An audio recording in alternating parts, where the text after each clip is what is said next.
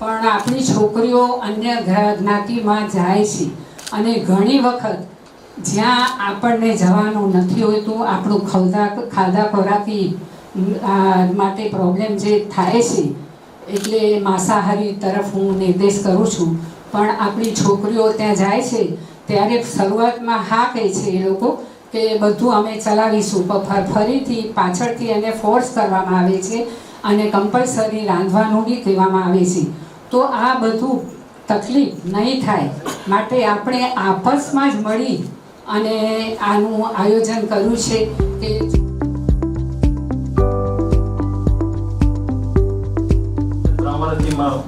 વિચાર ચાલતો હતો મને, એટલે વચ્ચે તો પત્રિકામાં અમારી એડવર્ટાઈઝ નહોતી લીધી એટલે મેં છોડી દીધેલું નિરાશ થઈને.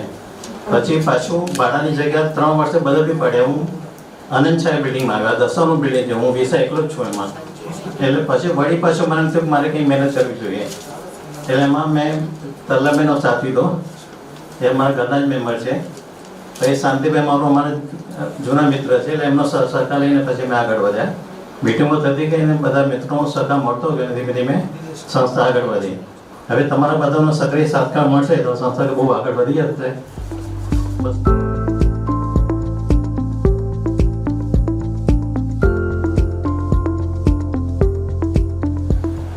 આ જૈન મેરેજ મિશન છે એટલે આપણે ઓછામાં ઓછા આમાંની વસ્તી 2 લાખની છે, તો 4 લાખની વસ્તીમાં આપણને વધારે યોગ્ય ઉમેદવાર મળી શકશે. આપણને ઘણા કાર્યકર્તાઓ બહેનો છે એ સરસ મહેનત કરે છે, એટલે મને લાગે છે કે આપણે ચોક્કસ એમાં સક્સેસફુલ થઈશું. અને બધા જ વિના સંકોચે બીજી ઘણી બધી આપણે હમણાં વેબસાઇટો જોઈએ છીએ, એપમાં અલગ અલગ ઘણી જગ્યાએ છે. તો આપણી આપણી પોતાની વેબ હશે અને એમાં આપણે સારી રીતે આપણા દીકરાઓ દીકરીઓને જે બી એની વિગતો હશે એ આપણે જણાવી શકીશું અને આપણે જો સિક્રેટ રાખીએ તો એ બી રાખી શકીશું.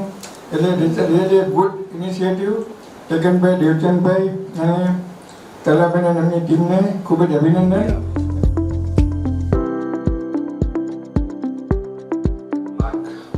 આપણી વસ્તી જે ટોટલ થશે એની અંદર સારામાં સારું પાત્ર આપણે શોધી શકીએ એવું એક વિશાળ ચોઈસ મળશે આપણને. અને ચંદ્રકાંતભાઈ જે ચીજને હાથમાં લે ને એ મને એમ લાગે છે કે સફળ થયા વગર રહે નહીં. કારણ કે આજે ભાઈએ કીધું ને કે હજારો કરોડની નેટવર્ક સાથે જે કંપનીની અંદર સફળતાઓ મેળવી છે, તો આમના માટે આ કામ બી દીપકભાઈ ખૂબ આપણે કહીને મહત્વનું છે.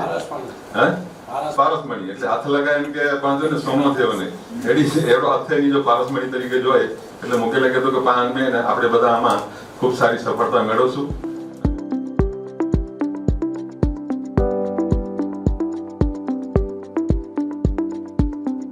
આપણી વેબસાઇટમાં શું ફીચર્સ છે કે એ શું કરે છે એની ફંક્શનાલિટી ઉપર આપણે વાત કરશું. તો